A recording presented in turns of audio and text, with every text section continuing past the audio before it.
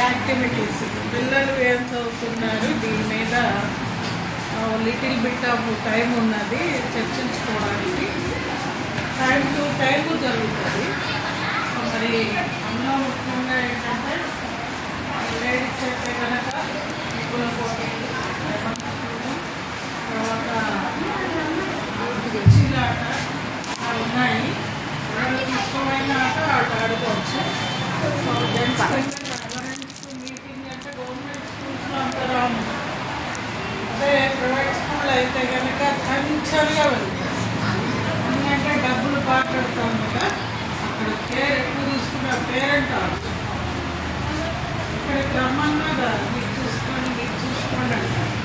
కానీ ఇవాళైనా మీరు ఫ్రీగా ఉండి స్కూల్ మనందరూ నాకు 800 పిల్లలు ఉన్నారు. 800 పేరెంట్లు ఉండాలి కదా. అసలు వాళ్ళందరూ వస్తే అసలు నేను ఏరియా సరిపోదు. మా పిల్లలే అంతమంది ఉన్నారు. పేరెంట్లు వస్తే చాలా ప్రమాదంగా ఉంది.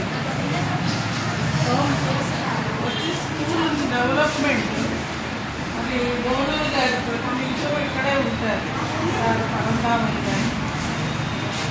మరి ఆయన కూడా చూస్తూ ఉంటారు. ప్రతిదీ ఏదైనా చిన్న పని పెట్టినా అది పని చేసి పెట్టేస్తారు.